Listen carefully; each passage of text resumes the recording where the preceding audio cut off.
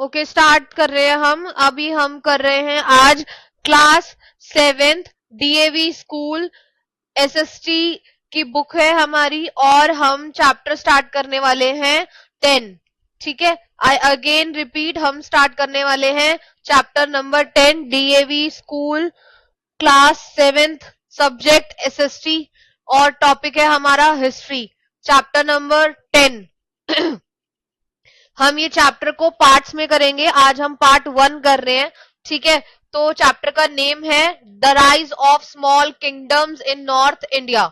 मैंने यहाँ पर एक पेज भी इसके साथ लिया है ताकि जो भी नोट्स बनाने होंगे, जो भी मुझे समझाना होगा, मैं इस पे समझाऊंगी, और जो भी हम इंपॉर्टेंट चीजें समझेंगे वो आप यहाँ पे मार्क करते जाएंगे।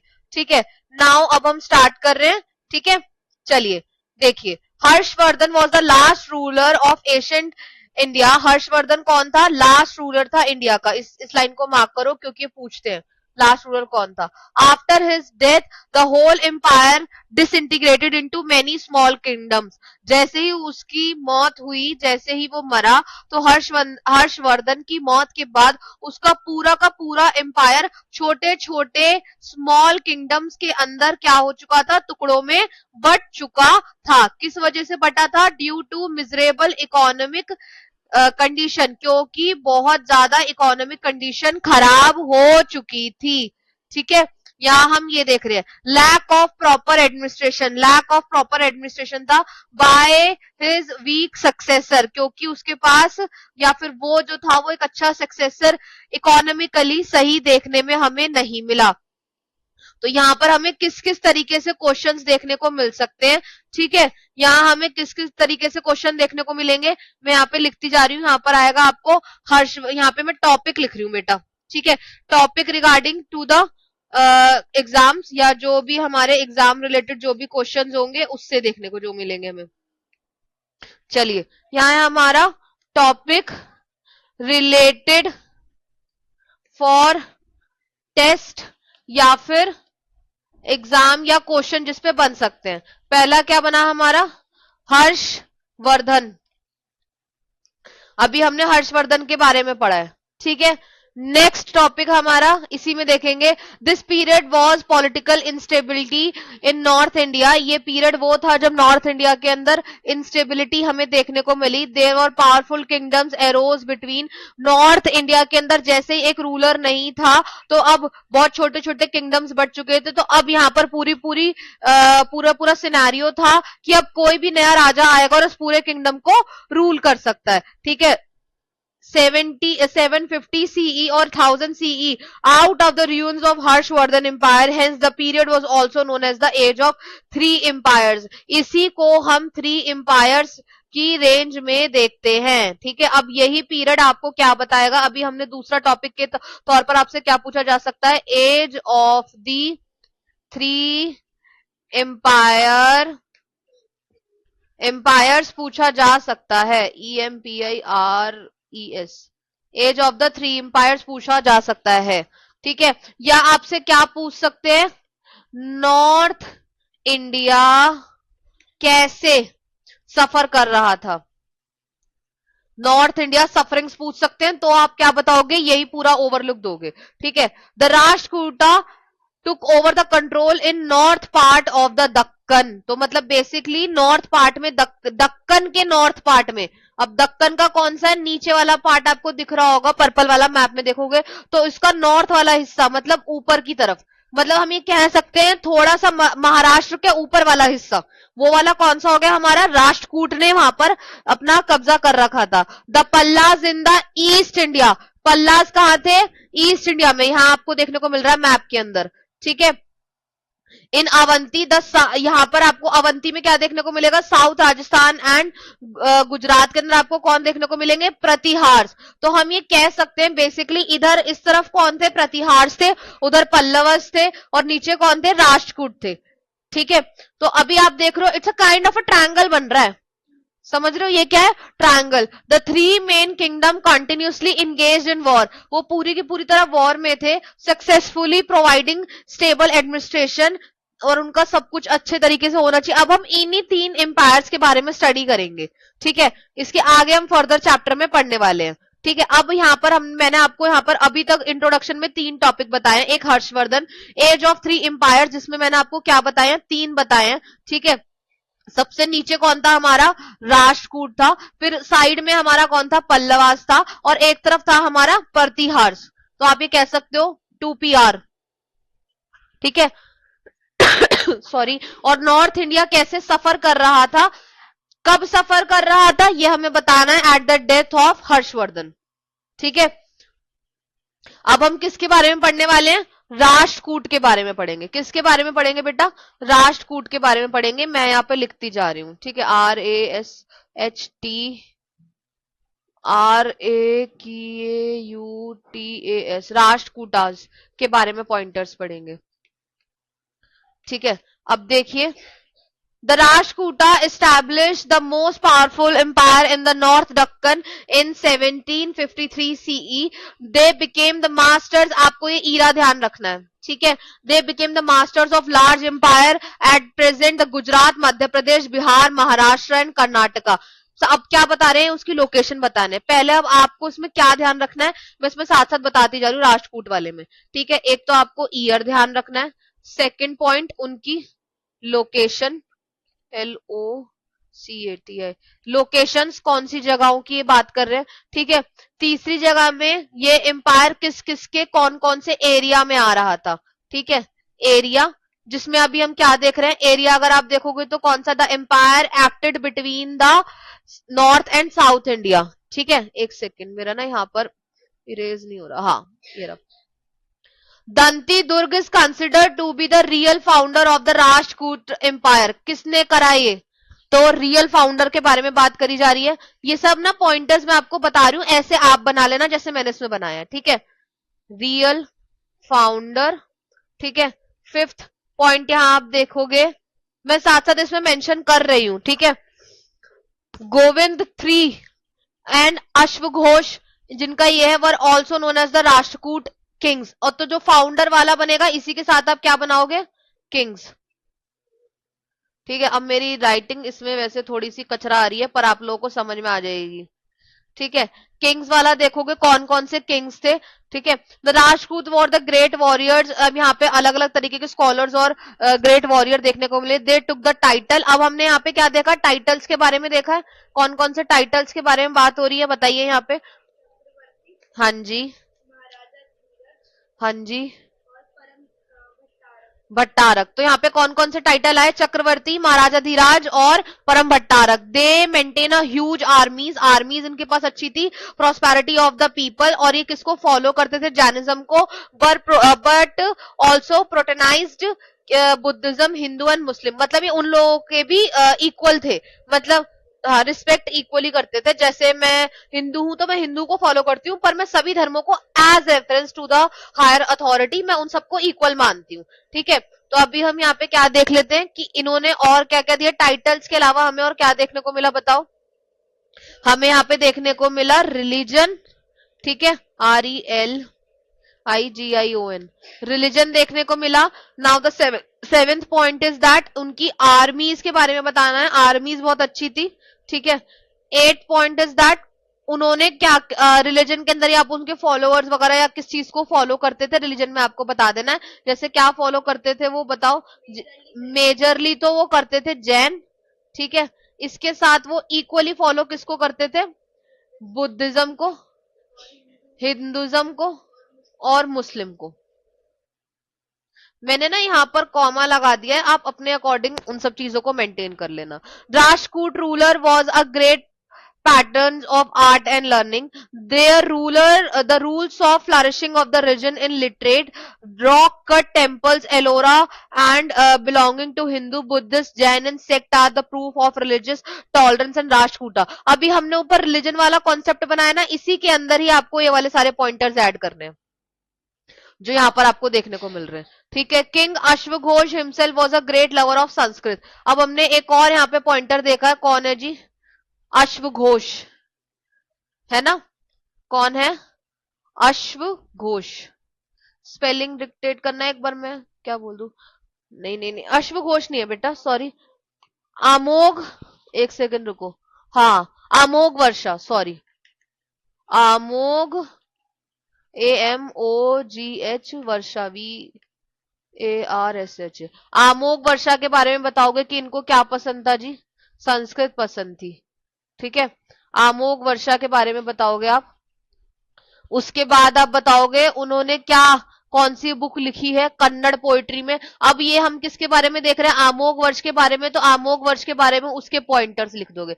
जैसे उन्हें संस्कृत पसंद थी, उन्होंने कौन सा लिटरेरी टेक्स्ट लिखा, ठीक है। फिर और कौन सी लैंग्वेज में लिखा। 20th सेंचुरी तक आते आते जो है Chalukya crush the power of कौन सा, राष्ट्रकूट। मतलब अब यहाँ पर राष्ट्रकूट की जगह कौन आ चुका था? चालुक्य आ चुका था। कौन आ चुका था? चालुक्य। मतलब अभी तक हमने यहाँ पे आया था हमारा प्रतिहार, ठीक है, यहाँ आया था हमारा पल्लवास, ठीक है, यहाँ पर हमारा था, ऐसे चल रहा है, ठीक है, यहाँ था हमारा हर्षवर्धन। हर्षवर्धन की डेथ हो चुकी है तो पॉलिटिकल सिनेरियो गड़बड़ा चुका है। और नीचे हमारा क्या था? राष्ट्रकूट। अब राष्ट्रकूट को किसने हराया? चालुक्याज ने। समझ आया? अब हम किसके बारे में पढ़ेंगे? पल्लवास के बारे में पढ़ेंगे। ठीक है, अब हम क्या देखेंगे? पल्लवास देखेंगे। चलिए इधर मैं एक और सेक्शन बना रही हूं, दैट इज द पल्लवास। ठीक है। a very limited a very limited information is available about the history of the Bengal for the period of between the death of Harsha and the ascending of Pallavas. हमें अगर हम उसकी history उठा के देखें तो हमें क्या देखने को मिलेगा? बहुत कम तरीके की हिस्ट्री या बहुत कम हमें इंफॉर्मेशन मिलेगी उसके टाइम पर। Bengal faced lot of in fighting among the small kingdoms. अब यहाँ पर भी हमें और क्या देखने को मिले जी? जब वहां पे राजा ही नहीं है तो क्या होगा? छोटे छोटे स्मॉल किंगडम्स और मिलेंगे हमें। तो हमें यहाँ पे और क्या क्या पॉइंट मिला? स्मॉल किंगडम, ठीक है। सेकंड पॉइंटर आपको यहाँ पे क्या देखने को मिल रहा है? देखिए, the people of Bengal elect Gopala as their king to meaning peace and order. क्या दिखाया उन्होंने यहाँ पे? Peace and order.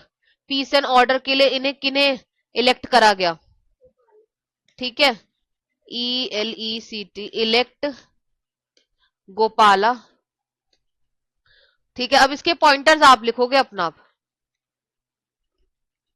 ठीक है, देखिए, अब गोपालास को इलेक्ट करा गया। He was a set up an empire which ruled over 400 year. His successor use Palas and name. उन्होंने ही, उनके सक्सेसर्स ने ही नेम यूज करा जिसे पालास डायनेस्टी कहा गया। Dharmapala was the great ruler of Palas dynasty. He was set up the Buddhist education which was also known as Vikramashila Vihara. अब यहाँ पर आपसे पूछा जाएगा विक्रमशिला विहार के बारे में, तब आप इसके बारे में सब बताओगे कि किसने स्टैब्लिश करा और कौन था।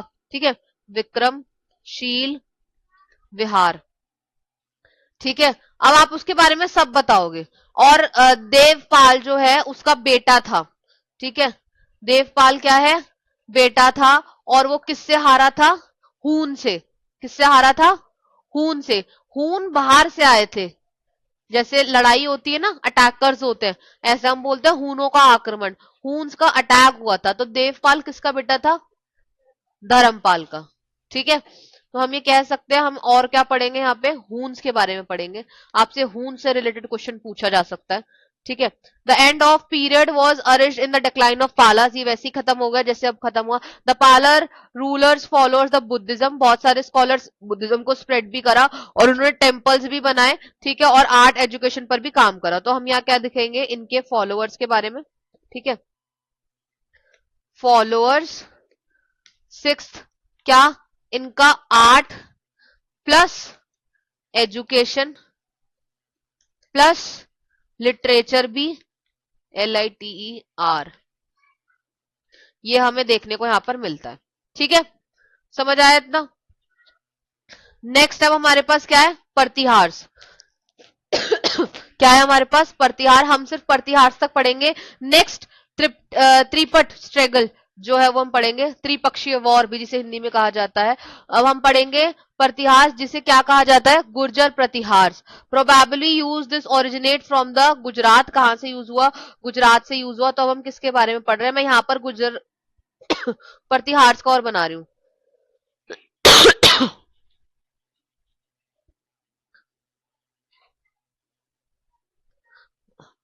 प्रतिहार्स, PARTIHARS, प्रतिहार्स। एक सेकंड बेटा। 2, 3, 4, 5, 6। अब मैंने पॉइंटर्स बना दिए, इसमें बस मार्क करते जाएंगे। तो अब हम इन्हें क्या, इनका ओरिजिनेशन बताएंगे, क्योंकि ओरिजिनेशन ही लिख रखा है। ओरिजिनेटेड, ओरिजिनेटेड बताएंगे। ठीक है, कहाँ से हुए, ओरिजिनेशन के अंदर ही हमें इनके लोकेशन बताना है। फिर हमें क्या बताना है, इनका फाउंडर बताना है। क्या बताना है, इनका फाउंडर बताना है, कौन कौन फाउंडर थे। ठीक है, नेक्स्ट पे हम क्या बताएंगे, इनका ईरा बताएंगे, कि मतलब कौन कौन से, अब जो जो फाउंडर्स थे ना उनके बारे में ही आपको यहाँ बताना है। ठीक है, और वही सेम, ये बहुत अच्छे वॉरियर्स थे और इन्होंने बैटल्स लड़ी, किस किस से, बैटल के बारे में बताना है आपको, डिस्कस करना है यहाँ पर अभी इस पेज पर। देखिए, तो आपने लोकेशन बता दी, फाउंडर बताना है आपको, नाग भट्ट पहले फाउंडर थे, और the greater ruler of the महिर भोज। और यहाँ पे और कौन से देखने को मिले, महिर भोज देखने को मिले, जिनका ये रहा, जिन्होंने कन्नौज पर जीता था। ठीक है, the battle weaken Pratiharas, it broke into small kingdom. जैसे ही लड़ाई हुई तो वो जो बड़ा सारा किंगडम था प्रतिहार छोटे छोटे टुकड़ों में बट गया। The Pratiharas were the great warriors, ये एक अच्छे वॉरियर्स थे। दे फाउट मेनी बैटल्स, इन्होंने बहुत सारी बैटल्स लड़ी with the Palas and Rashtrakuta. ठीक है, the Pratihara was great pattern of art and literature. King Mihir Bhoj was also known of a scholar, उन्हें स्कॉलर भी देखने को मिला। यहाँ पर किस, अब ये यहाँ पर अपने बारे में बता रहे हैं सब कुछ। ठीक है, बैटल्स के बाद आपको यहाँ पे किसके बारे में बताना है, आर्ट प्लस लिटरेचर। यहाँ पर मैंने बना दिया है सब, बट आप मेंशन जैसे मैंने इसमें लिख रखा है ना, उनको उन्हीं की तरीके से पॉइंटर्स में लिखना। ठीक है, इजी रहेगा आपको ऐसे याद करने में। During this time early forms of Marathi Gujarati were spoken in western India. अब और आपको क्या देखना है, लैंग्वेजेस। ठीक है, लैंग्वेजेस देखनी है। ठीक है, और उसके अलावा आपको क्या देखना है, अब देखिए, the beautiful temples of Khajuraho, Kanchipuram, Thanjavur, Bhubaneswar, Puri, Konark, ये सब यही है। किसके टाइम पर थे, प्रतिहार्स के टाइम पर। The art of miniature also painting also started during this period. Art भी यहाँ पर इस टाइम पीरियड में स्टार्ट हो चुका था। कहाँ गया इसमें, मैंने अभी प्रतिहार्स बनाया तो था। ठीक है, नेक्स्ट हमारा क्या है, प्रतिहार्स। ठीक है, अभी हमने क्या देखना है, लैंग्वेज, LANGUAGE, लैंग्वेजेस चेक करनी है। ठीक है, उसके अलावा और हमें क्या देखना है, टेम्पल्स। ठीक है, ये ना कॉपी पेस्ट हो गया बेटा, मैं हटा देती हूँ। ठीक है, प्रतिहार्स का सेक्शन में नीचे कर देती हूँ, वरना हटाओ, अभी ये प्रतिहार्स बनने से तो रहा, मैं इसको इसी पे कर देती हूँ। ठीक है, प्रतिहार्स खत्म। अब हमें नेक्स्ट पढ़ना है राजपूत। राजपूत से नहीं, ट्रिप्टाइल स्ट्रगल के बारे में पढ़ेंगे हम, बस ये और है, फिर हम पढ़ेंगे राजपूत से नेक्स्ट के बारे में। ठीक है, ट्रिप्टाइल स्ट्रगल क्या था, Kannauj was considered the symbol of power in north India. अगर हम इंडिया का मैप देखें तो नॉर्थ इंडिया के अंदर कन्नौज एक सबसे बड़ा पावरफुल देखने को मिला किंगडम। हेंस द ट्रिप्टाइल वॉल किस किस के बीच में थी, प्रतिहार्स, पल्लवास और राष्ट्रकूट के अंदर। ठीक है, ये तीन ही लोग के बीच में वॉर है। ठीक है, और ये किसके लिए है, कन्नौज के लिए है। किसके लिए वॉर है बेटा, कन्नौज के लिए है। इसी सुप्रमेसी को क्या कहा जाता है, ट्रिप्टाइल स्ट्रगल के नाम से जाना जाता है। ठीक है, each of them succeeded in the occupying Kannauj, एक एक करके सबने उसको सक्सीड करने की कोशिश करी। As they were almost military strength, यहाँ पर हमें मिलिट्री स्ट्रेंथ देखने को ज्यादा मिला। बट कंटिन्यूस बैटल, हमारी कंटिन्यूस बैटल की वजह से हर कोई वहां पर धीरे धीरे करके डिक्लाइन करता रहा। आप एक एक करके जाओगे तो हारोगे ही ना। Their empire disintegrated into many small kingdoms, काफी टाइम तक ये किंगडम नॉर्थ इंडिया का ऐसे ही छोटे छोटे किंगडम्स में बटा हुआ रहा। तो बेसिकली आपसे ये पूछा जाएगा सिनेरियो कि ये किस पर आता है, आपको ये पूरा का पूरा क्वेश्चन, ये पैराग्राफ ऐसे ही लर्न करना है, और लर्निंग के टाइम पर हम इसे ऐसे ही लर्न करेंगे। नेक्स्ट पार्ट हम कहां से स्टार्ट करेंगे? पार्ट 2 में हम करेंगे राजपूत। ठीक है, ठीक है। अब मैंने पार्ट 2 तक कल से करेंगे हम, और पार्ट 1 यहाँ पे खत्म कर दिया है। चलो अब हम मिलेंगे नेक्स्ट पार्ट में, नेक्स्ट वीडियो के